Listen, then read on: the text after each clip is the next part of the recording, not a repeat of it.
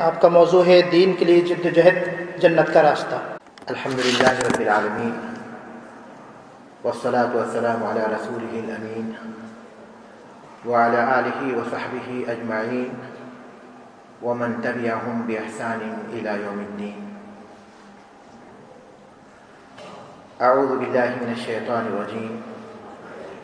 ان اللہ اشتری من المؤمنین انفسهم واموالهم بان لهم الجنہ یقاتلون فی سبیل اللہ فیقتلون ویقتلون وعدا علیہ حقا فی التوراة والانجیل والقرآن ومن اوفى بعہدہ من اللہ فاستبشروا ببیعکم الذی بایعتم بہ وذلک هو الفوز العظیم۔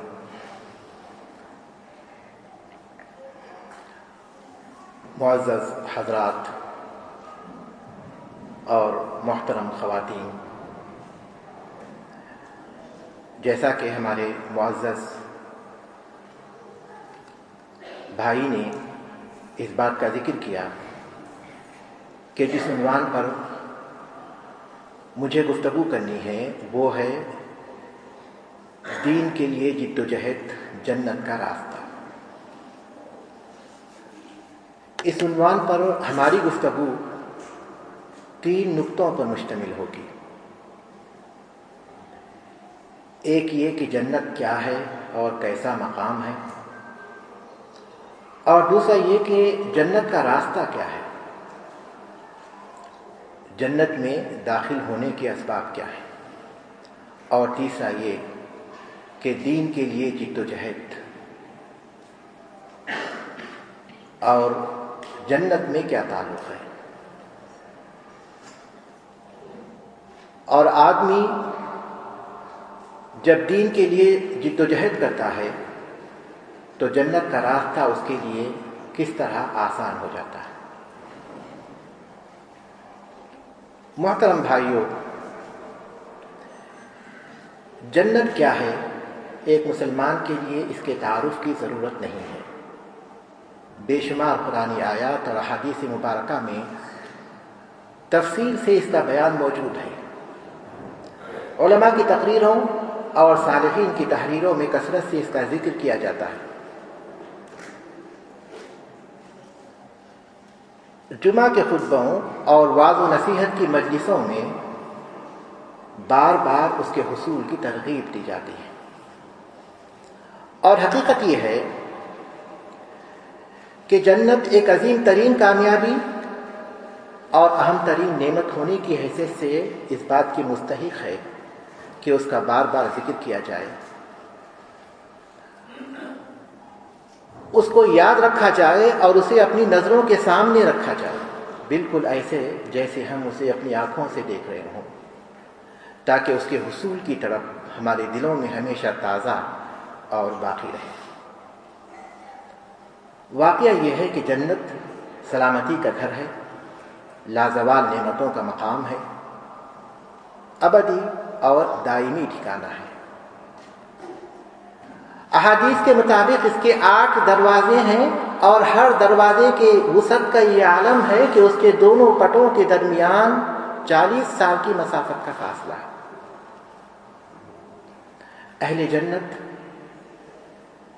صاف ستھری، پاکیزہ اور اونچے محلات میں،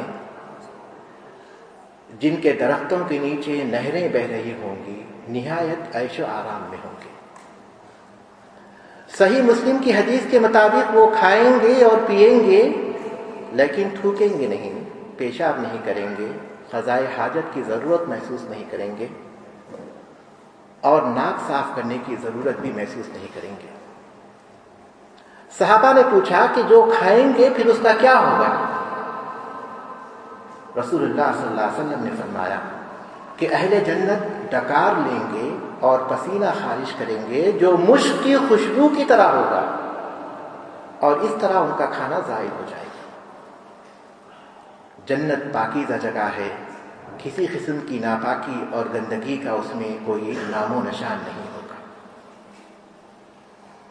جنت کی نعمتیں کس قدر عظیم ہیں اس کا اندازہ ہم اس حدیث سے لگا سکتے ہیں جو صحیح بخاری اور صحیح مسلم میں ہے۔ رسول اللہ صلی اللہ علیہ وسلم نے فرمایا موضع صوت فی الجنہ خیر من الدنیا وما فیہا، کہ جنت میں ایک کوڑے کے برابر جگہ دنیا اور دنیا کی ساری نعمتوں سے بہتر ہے۔ پھر ایسی جنت جس میں ایک کوڑے کے برابر بھی جگہ دنیا اور اس کی نعمتوں سے بڑھ کر ہے، اللہ تبارک و تعالیٰ اہل جنت کو بے دریغ طور پر اس میں بڑے بڑے مقامات عطا کریں گے، جس کا اندازہ ہم جنت کے سب سے کم درجے والے کو اللہ تبارک و تعالیٰ جو کچھ عطا کریں گے اس سے لگا سکتے ہیں۔ صحیح بخاری صحیح مسلم کی حدیث کے مطابق جنت میں سب سے آخر میں داخل ہونے والا وہ شخص ہوگا جو کہ دوزخ سے نکالا جائے گا۔ اللہ تعالیٰ اس سے فرمائیں گے کہ جنت میں داخل ہو جا۔ وہ محسوس کرے گا کہ جنت بھر چکی ہے، وہ عرض کرے گا کہ اللہ تعالیٰ جنت تو بھر چکی ہے۔ اللہ تبارک و تعالیٰ فرمائیں گے کہ کیا تم اس بات سے راضی ہو کہ دنیا میں ایک بادشاہ کے پاس جتنی مملکت ہوتی ہے اور ایک بادشاہ جس مملکت کا مالک ہوتا ہے اتنا تمہیں عطا کیا جائے؟ وہ کہے گا کہ میں راضی ہوں۔ اللہ تبارک و تعالیٰ فرمائیں گے کہ میں تمہیں اتنا دیتا ہوں، اس کے مثل اور اس کے مثل اور اس کے مثل اور اس کے مثل اور، 5ویں دفعہ وہ کہے گا کہ اے رب میں راضی ہوں۔ اللہ تبارک و تعالیٰ فرمائیں گے کہ میں دنیا کے ایک بادشاہ کو دنیا میں جتنا حاصل تھا اس کا میں تمہیں 10 گنا دیتا ہوں۔ بلکہ بعض احادیث میں آتا ہے کہ دنیا اور دنیا میں جتنی بھی نعمتیں ہیں اللہ تبارک و تعالیٰ اس کم درجے کے جنتی کو اس کا 10 گنا عطا کریں گے۔ ایک کم درجے کے جنتی کو جب اس قدر عطا کیا جائے گا تو جنت میں جو اعلیٰ درجات میں ہوں گے ان کو کس قدر اللہ تبارک و تعالیٰ کے رحمت کے خزانے حاصل ہوں گے اس کا ہم تصور کر سکتے ہیں۔ اور جنت کی نعمتیں ہمیشہ رہنے والی ہیں۔ دنیا کی نعمتیں خواہ کتنی ہی عظیم اور کثیر کیوں نہ ہوں لیکن وہ فانی اور عارضی ہیں۔ سکندر کی فتوحات ہوں، اکبر کی حکومت، چند روزہ تماشا ہے، پھر خالی ہاتھ سب کچھ چھوڑ چھاڑ کر جانا ہے۔ لیکن جنت کی نعمتیں لازوال ہیں، ہمیشہ رہنے والی ہیں۔ صحیح بخاری صحیح مسلم ہی کی ایک حدیث میں آتا ہے کہ اللہ تبارک و تعالیٰ کی طرف سے ایک پکارنے والا پکار کر کہے گا کہ اب تم لوگ ہمیشہ صحت مند رہو گے، کبھی بیمار نہیں ہوگے، ہمیشہ جوان رہو گے، کبھی بوڑھے نہیں ہوگے، اور ہمیشہ نعمتوں میں رہو گے، کبھی محروم نہیں ہوگے۔ یہ سن کر اہل جنت کی خوشی میں بہت اضافہ ہو جائے گا۔ قرآن مجید میں جگہ جگہ جب جنت کی نعمتوں کا ذکر کیا گیا ہے تو اللہ تبارک و تعالیٰ نے فرمایا فلا خوف علیہم ولا هم یحزنون، ان پر نہ کوئی خوف ہوگا اور نہ وہ غمزدہ ہوں گے۔ خوف کا تعلق مستقبل سے ہے اور غم کا تعلق ماضی سے ہے کہ دنیا میں اللہ تبارک و تعالیٰ کی عبادت کے لیے، اللہ تبارک و تعالیٰ کے دین کے لیے انہوں نے جو تکلیفیں جھیلی، جو مشقتیں برداشت کی اور دشمنوں کے ہاتھوں جن محرومیوں سے وہ دوچار ہوئے، جنت میں جانے کے بعد ان چیزوں کا انہیں کوئی غم نہیں ہوگا، کیونکہ جنت کی نعمتوں کے بعد ان ساری چیزوں کو بھول جائیں گے، اور پھر جنت کی نعمتیں ان کے لیے ہمیشہ کے لیے ہوں گی، اس لیے ان کے چھیننے کا کوئی خوف بھی نہیں ہوگا۔ یہ کیسے ہو سکتا ہے کہ ان سے وہ نعمتیں چھین جائیں جبکہ اللہ تبارک و تعالیٰ کی طرف سے ان پر سلامتی کا اعلان کیا جائے گا، سلام قولا من رب الرحیم، سلامتی ہوگی، یہ قول ہوگا رب کا جو رحم کرنے والا ہے۔ اور اہل جنت کو جنت کی سب سے عظیم نعمت عطا کی جائے گی، وہ ہے اللہ تبارک تعالیٰ کا دیدار۔ صحیح مسلم کی حدیث میں آتا ہے کہ اللہ تبارک و تعالیٰ اہل جنت سے سوال کریں گے کیا تم اور کچھ چاہتے ہو؟ تو عرض کریں گے کہ اے ہمارے رب، آپ نے ہماری آنکھوں کو، ہمارے چہروں کو روشن کر دیا، ہمیں جنت میں داخل کیا، جہنم سے نجات دی، ہمیں اور کیا چاہیے؟ اس کے بعد اللہ تبارک و تعالیٰ پردہ ہٹائیں گے اور اہل جنت اللہ تبارک و تعالیٰ کی طرف دیکھیں گے تو جو نعمتیں اب تک انہیں حاصل ہوئی ہیں ان کے مقابلے میں یہ نعمت سب سے زیادہ عظیم معلوم ہوگی۔ اللہ تعالیٰ کا دیدار اہل جنت کی سب سے بڑی نعمت ہے۔ محترم حضرات، جنت کی نعمتوں کا صحیح طور پر بیان کرنا یا اس کا ادراک کرنا یہ ہمارے لیے ممکن نہیں، کیونکہ اسے ہم نے دیکھا نہیں۔ آپ جنت کا تصور کیجئے، پھر تصور کیجئے، پھر تصور کیجئے، آپ کا جو آخری تصور ہوگا جنت اس سے کہیں زیادہ حسین ہوگی اور اس سے کہیں زیادہ بہتر ہوگی۔ اس لیے اللہ تبارک و تعالیٰ نے چند الفاظ میں اس کی تعریف کی ہے اور اس سے بہتر اس کی تعریف نہیں ہو سکتی۔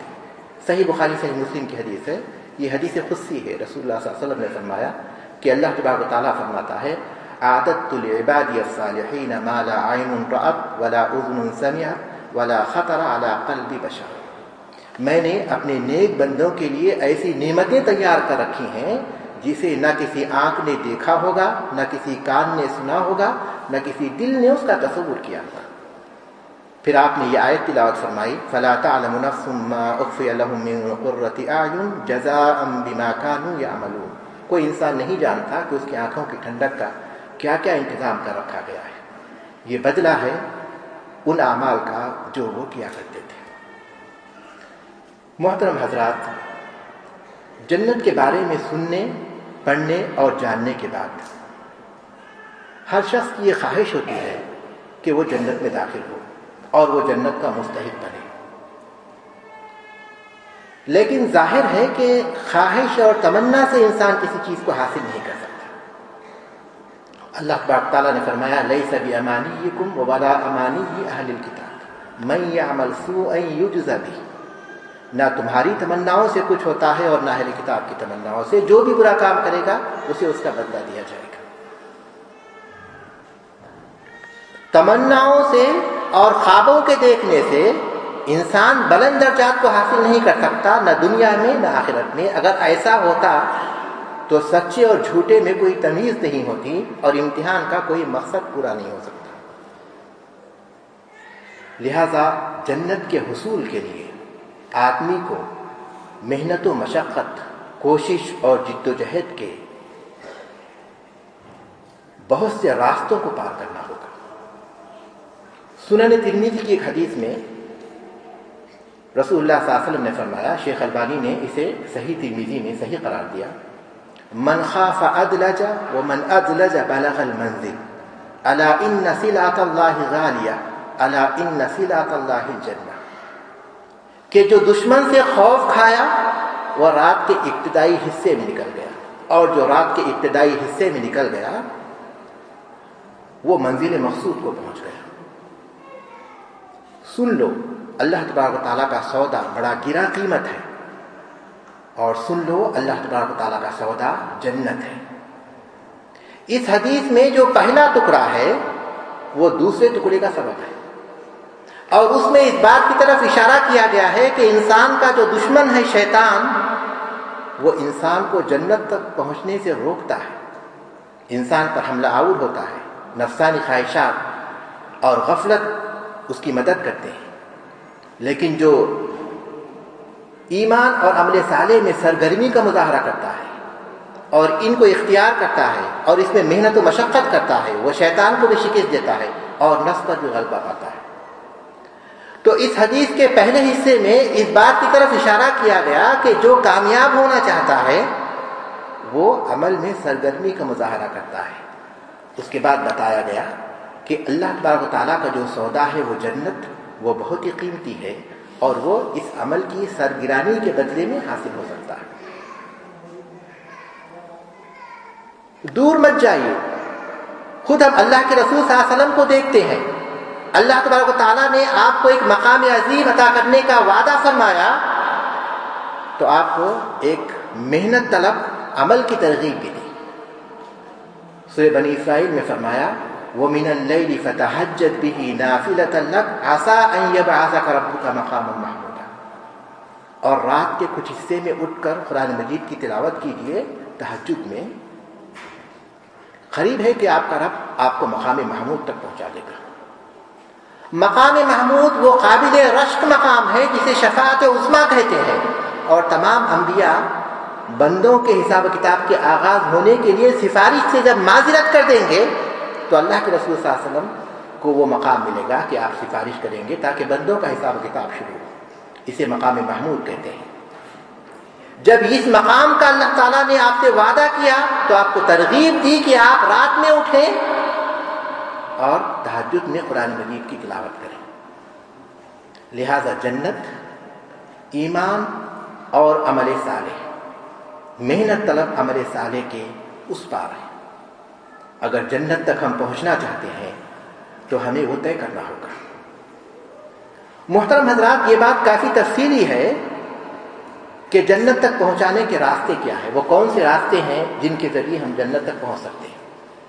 البتہ ایک حدیث میں ایک خلاصہ بلکہ ایک قاعدہ بیان کیا گیا ہے. اس قاعدے کو ہم یاد رکھیں تو جنت تک پہنچانے والے راستے پہچاننا ہمیں آسان ہو جائے گا. اور وہ صحیح بخاری صحیح مسلم کی حدیث ہے. رسول اللہ صلی اللہ علیہ وسلم نے فرمایا حفت الجنت بالمکارہ وحفت النار بالشہوات، کہ جنت نفس پر گرا گزرنے والی چیزوں اور کاموں سے گھیر دی گئی ہے اور جہنم نفسانی شہوات سے گھیر دی گئی ہے. جو نفس کو پسند ہے، نفس امارہ کو جو پسند ہے، ان چیزوں سے جہنم گھیر دی گئی ہے. یعنی ایسی تمام چیزیں جن کا کرنا نفس پر گرا گزرتا ہے، بھاری محسوس ہوتا ہے، یہ گویا جنت تک پہنچنے کے لیے رکاوٹ ہے. آدمی جب ان کو انجام دیتا ہے تو وہ رکاوٹ دور ہو جاتی ہے اور وہ جنت میں داخل ہو سکتا ہے. اور ایسی تمام چیزیں جو نفس کو مرغوب ہیں، جو نفس پسند کرتا ہے، یہ انسان کے جہنم تک پہنچنے کے لیے رکاوٹ ہے. انسان جب ان کا کر بیٹھتا ہے یہ رکاوٹ دور ہو جاتی ہے اور وہ جہنم میں داخل ہو جاتا ہے. مثال کے طور پر سردی کے موسم میں ٹھنڈے پانی سے وضو کرنا جب گرم پانی کا کوئی انتظام نہ ہو، اور وہ بھی مکمل طور پر وضو کرنا، اور گرمی کے موسم میں گرم پانی سے وضو کرنا نفس پر بہت بھاری ہے. انسان یہ کام کر لیتا ہے تو جنت تک پہنچنا اس کے لیے آسان ہو جاتا ہے. نمازوں کی پابندی کرنا، خاص طور پر ان کا پورا اہتمام کرنا، اور ان نمازوں میں جن میں انسان پر نیند کا غلبہ ہوتا ہے، یا پھر عصر کے وقت انسان کے کاروبار کا وقت ہوتا ہے، یا پھر انسان کسی کام سے تھک ہار کر کچھ دیر کے لیے لیٹا ہوا ہے اور نماز کا وقت ہو چکا ہے. ایسے موقع پر نماز کے لیے جانا نفس پر بہت گرا گزرتا ہے، لیکن انسان جب یہ کام کر لیتا ہے تو جنت تک پہنچنا اس کے لیے آسان ہو جاتا ہے. حق پر ثابت قدم رہنا، خاص طور پر معاشرے میں بہت سے لوگ اس کی مخالفت کرنے والے ہوں. عام طور پر لوگ کہتے ہیں کہ سب لوگ کر رہے ہیں تو ہم کیوں نہ کریں. بہت گرا گزرتا ہے ایسے وقت میں جب کہ معاشرے میں بگاڑ عام ہو چکا ہو. لیکن جب انسان حق پر ثابت قدم رہ جاتا ہے تو جنت تک پہنچنا اس کے لیے آسان ہو جاتا ہے. روزہ صبح سے شام تک کھانے پانی اور نفس کو محبوب چیزوں کو چھوڑ دینا، یہ نفس پر گرا گزرتا ہے. انسان جب اس کو برداشت کر لیتا ہے تو وہ جنت تک پہنچ جاتا ہے. اسی طرح ہم ایک ایک چیز کے بارے میں غور کر سکتے ہیں کہ ہر وہ چیز جو نفس پر گرا گزرتی ہے، تکلیف دہ بنتی ہے انسان کے لیے، انسان جب اس کو کر لیتا ہے تو جنت تک پہنچنا اس کے لیے آسان ہو جاتا ہے. یہ قاعدہ ہے، یہ اصول ہے. اس اصول کی روشنی میں ہم اپنے سارے اعمال کو جانچ سکتے ہیں اور اس بات کا فیصلہ کر سکتے ہیں کہ کون سا کام ہے ہمیں جنت تک پہنچائے گا اور کون سا کام ہے ہمیں دوزخ تک پہنچائے گا. اب آئیے اس اصول کی روشنی میں ہم اس بات کا جائزہ لیں کہ اللہ تبارک تعالیٰ کے لیے اللہ تبارک تعالیٰ کے دین کی جد و جہد کرنا، اس کے دین کی تبلیغ کے لیے، اشاعت کے لیے، اسے پھیلانے کے لیے، دعوت و تبلیغ کے لیے، یہ کس نوعیت کا کام ہے؟ یقیناً یہ نفس پر بہت بھاری کام ہے، اس لیے کہ اس میں انسان دوسروں کے لیے محنت کرتا ہے، جد و جہد کرتا ہے، اپنی بہت سی چیزیں قربان کرتا ہے. اور یہ وہ کام ہے جس میں انسان اپنے وقت کی قربانی دیتا ہے، اپنے مال کی قربانی دیتا ہے، اور ضرورت پڑنے پر اپنی جان کی بھی قربانی دیتا ہے. یہ ایک ایسا کام ہے جو انسان کے لیے کافی محنت طلب ہے، کافی مشقت ہے، نفس پر بہت گرا گزرتا ہے۔ اس کام کی نوعیت کا اگر ہم اندازہ لگانا چاہتے ہیں تو ہمیں انبیاء کی سیرتوں کا مطالعہ کرنا چاہیے جو قرآن مجید میں تفصیل کے ساتھ بیان کی گئی ہے۔ ہم اگر مختصر طور پر اللہ کے رسول صلی اللہ علیہ وسلم کی سیرت کا جائزہ لیں گے تو ہم دیکھتے ہیں کہ سورۃ العلق کی ابتدائی چند آیات نازل ہونے کے کچھ عرصے بعد سورۃ المدثر کی ابتدائی آیات نازل ہوئی۔ یا ایھا المدثر قم فانذر، اے کپڑا اوڑھنے والے کھڑے ہو جا اور لوگوں کو خبردار کر دے۔ اس کے ساتھ ہی اللہ کے رسول صلی اللہ علیہ وسلم کھڑے ہو گئے اور پوری قوت اور توانائی کے ساتھ میدان میں اتر گئے اور پوری طرح اپنے آپ کو اللہ تبارک تعالیٰ کے دین کے کام کے لیے وقف کر دیا۔ مشرکین کی مخالفت برداشت کی، تانے سنے، پاگل، ساحر اور کاہن کے بیہودہ الزامات برداشت کیے۔ طائف کی گلیوں میں اوباش اور آوارہ لڑکوں کے پتھروں سے لہو لہان ہوئے، احد کے میدان میں زخموں سے چور ہوئے، حنین کے میدان میں دشمنوں کے تیروں کے آگے سینہ سپر ہوئے۔ جد و جہد اور محنت میں مسلسل مصروف رہے۔ آپ نے گرم بستر کو چھوڑا، اپنے آرام کو چھوڑا، اپنی ہر چیز کو قربان کیا۔ اس کے باوجود بھی آپ کو اس بات کا غم نہیں تھا، افسوس نہیں تھا کہ آپ کے ساتھ کیا سلوک کیا جا رہا ہے، بلکہ زیادہ افسوس اس بات کا تھا کہ لوگ مسلمان کیوں نہیں ہوتے، اپنے آپ کو جہنم کی آگ سے بچانے کا انتظام کیوں نہیں کرتے۔ رسول اکرم صلی اللہ علیہ وسلم کی پوری زندگی دعوتی جد و جہد کی ایک بہترین تاریخ ہے، اور ہم دیکھتے ہیں کہ جد و جہد سے بھری ہوئی زندگی ہے، مستقل طور پر کہیں کوئی آرام نہیں، کہیں کوئی راحت نہیں، اور فکر کا یہ عالم ہے کہ اللہ تبارک تعالیٰ خود فرماتے ہیں کہ آپ بھولے جا رہے ہیں۔ یہاں تک کہ حجۃ الوداع کے موقع پر 1,00,000 سے زیادہ صحابہ کا مجموعہ ہے، اور یہ آپ کی دعوتی کامیابی کی ایک بہت بڑی دلیل ہے، لیکن پھر بھی آپ کو یہ فکر ہے کہ آپ نے اللہ تعالیٰ کے دین کی دعوت کا کام صحیح طور پر انجام دیا یا نہیں دیا۔ صحابہ کو سوال کرتے ہیں کہ کیا میں نے اللہ کے پیغام کو پہنچا دیا؟ صحابہ کہتے ہیں کہ ہاں۔ تو رسول صلی اللہ علیہ وسلم 3 مرتبہ کہتے ہیں کہ اے اللہ تو گواہ ہے، اے اللہ تو گواہ ہے، اے اللہ تو گواہ ہے۔ محنت و مشقت سے بھرا ہوا کام ہے، اور ہم اندازہ لگا سکتے ہیں کہ آج کتنے لوگ ہیں جو اس کام کو انجام دے رہے ہیں، اس سے ہم اندازہ لگا سکتے ہیں۔ بہت سے لوگ جو آج اس کام کو انجام نہیں دے رہے، اس کی وجہ یہ نہیں کہ ان کے پاس اس کی صلاحیت نہیں، بلکہ اس کی وجہ یہ ہے کہ وہ اس کے خطرات سے ڈرتے ہیں۔ انہیں اس بات کا اندیشہ ہے کہ کہیں ایسا نہ ہو کہ ان کے بارے میں طرح طرح کی رپورٹ دی جائے، ان کے بارے طرح طرح کی باتیں کی جائیں۔ اندیشہ ہے انہیں، خوف۔ بلکہ بعض لوگ یہ بھی کہتے ہیں کہ ہمیں اس سے کیا پڑی ہے کہ وہ جہنم میں جاتا ہے تو جلتا رہے، ہمیں اس سے کوئی مطلب نہیں۔ یہ بہت ہی کٹھن کام ہے، بہت ہی محنت طلب کام ہے۔ یہ کام جس قدر کٹھن ہے،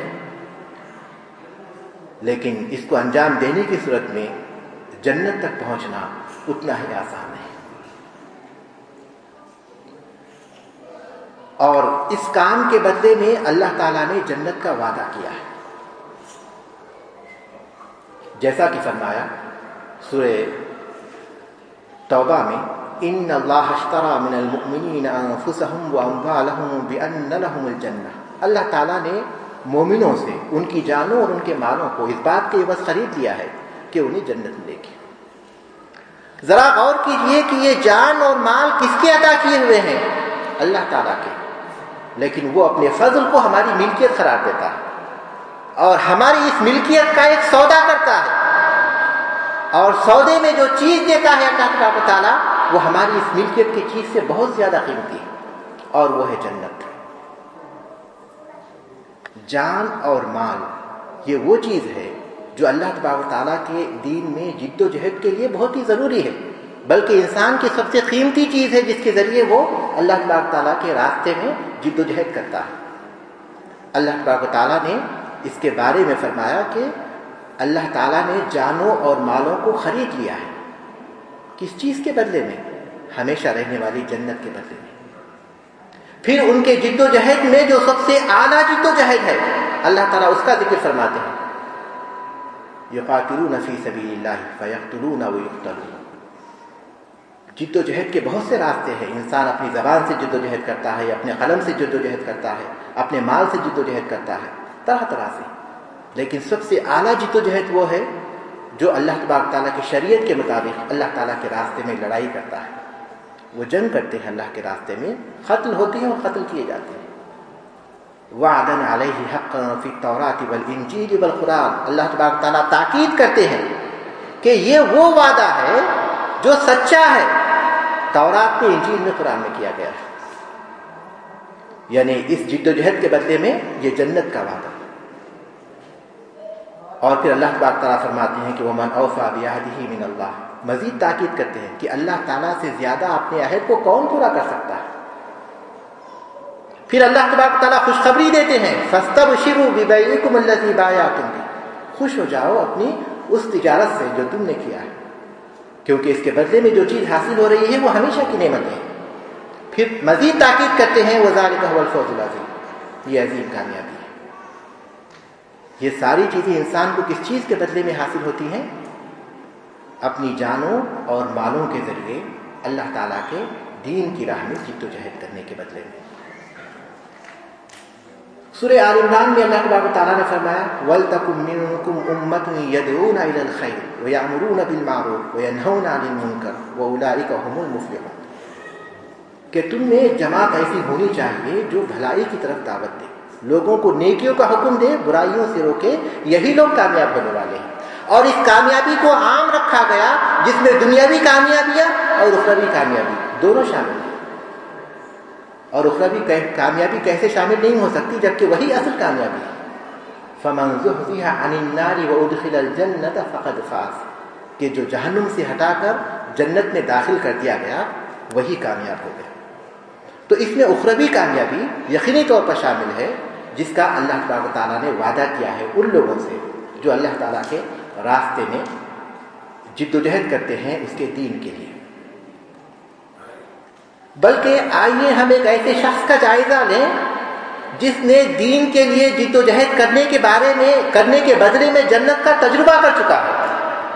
اسے تجربہ ہو چکا ہے اور اللہ تعالیٰ نے اس کی بات کو ہم تک پہنچایا ہے. اور اس سے زیادہ سچائی کیا ہو سکتی ہے؟ سورہ یاسین میں اللہ تبارک و تعالیٰ نے ایک قریے کا ذکر کیا. وَاضْرِبْ لَهُم مَّثَلًا. ان کے لیے آپ مثال بیان کیجیے ایک قریے کی جہاں رسول بھیجے گئے. تفصیل سے اللہ تبارک تعالیٰ نے فرمایا کہ 2 رسول بھیجے گئے. ان کی مخالفت ہوئی تو اللہ تعالیٰ نے ان کی تائید کے لیے ایک اور رسول بھیجا. 3 رسول ہو گئے. ایک مقام پر 3 رسول. ایک بستی میں توحید کی دعوت دی، شرک سے روکا، ان گناہوں سے منع کیا جس میں وہ قوم مبتلا تھی. اس کی تفصیل ہم نہیں جانتے کہ وہ قوم کون تھی، وہ بستی کون سی تھی، وہ رسول کون سے تھے. مفسرین نے بہت سی باتیں بیان کی ہیں لیکن کسی صحیح حدیث سے اس کی کوئی تفصیل نہیں آتی. لیکن یہ بات یقینی ہے کہ اس بستی میں اللہ تبارک تعالیٰ نے 3 رسولوں کو بھیجا جیسا کہ فرمایا اللہ نے.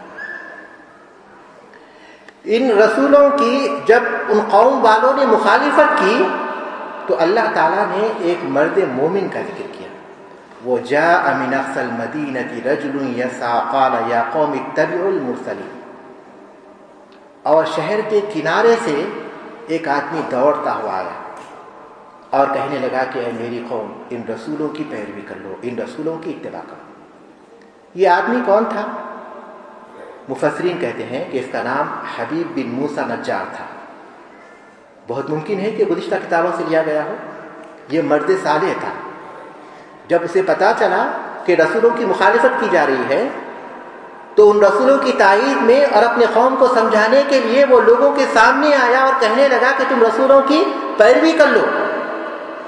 وہ کوئی قریب میں نہیں تھا، شہر کے کنارے سے دور دراز سے وہ ان کے پاس پہنچا، نصیحت کرنے لگا، ایمان لانے کی انہیں دعوت دی. اتبعوا من لا يسألكم اجرا وهم مهتدون. پیروی کر لو جو تم سے کوئی اجر نہیں مانگتے اور وہ راہ راست پر ہے. قوم والوں نے اس کی مخالفت کی اور کہا جاتا ہے اسے قتل کر دیا۔ اللہ تبارک تعالیٰ کے دین کے لیے وہ جد و جہد کر رہا تھا، اللہ تعالیٰ کے دین کے پیغام کو پہنچا رہا تھا، رسولوں کی تائید کر رہا تھا، اپنی قوم کی خیر خواہی کر رہا تھا، ادھر اسے قتل کر دیا گیا، ادھر اللہ تبارک تعالیٰ نے فرمایا قیل ادخل الجنہ، کہا گیا کہ جنت میں داخل ہو جا۔ یہ جو جنت ملی اس کو، اس جد و جہد کے بدلے میں جو اس نے اللہ تعالیٰ کے لیے، اللہ تعالیٰ کے دین کے لیے انجام دی تھی۔ قیل ادخل الجنہ قال یا لیت قومی یعلمون بما غفر لی ربی وجعلنی من المکرمین، وہ کہنے لگا کہ کاش میری قوم کو پتہ چل جائے کہ اللہ تعالیٰ نے مجھے بخش دیا، میرے گناہ معاف کر دیے اور مجھے معزز لوگوں میں شامل فرمایا۔ عبداللہ ابن عباس رضی اللہ تعالیٰ عنہ فرماتے ہیں کہ یہ آدمی اپنی قوم کا کس قدر خیر خواہ تھا کہ جب تک وہ زندہ رہا ان کو رسولوں کی پیروی کرنے کی دعوت دیتا رہا، اور مرنے کے بعد بھی اس نے یہ تمنا کی کہ کاش میری قوم بھی ایمان لائے اور دوزخ کی آگ سے نجات پا جائے اور جنت میں داخل ہو جائے۔ مرنے کے بعد بھی وہ اپنی قوم کا خیر خواہ رہا، لیکن اخلاص کی قیمت کو دیکھیے، اللہ تبارک تعالیٰ کے پاس اخلاص کے ساتھ جو عمل کیا جائے اس کی کتنی قدر و قیمت ہوتی ہے۔ اللہ تبارک تعالیٰ نے اس کی اس کوشش کو اور اس کی اس خواہش کو اپنی کتاب میں جگہ دی، اور اس کی اس خواہش کو دنیا کے دوسرے انسانوں تک پہنچا دی، اور ہم تک اس بات کی اطلاع دی گئی کہ کس طرح اللہ تبارک تعالیٰ کے دین کے لیے جد و جہد کرنے کے بدلے میں اللہ تعالیٰ نے اسے جنت میں جگہ عطا فرمائی۔ محترم بھائیوں،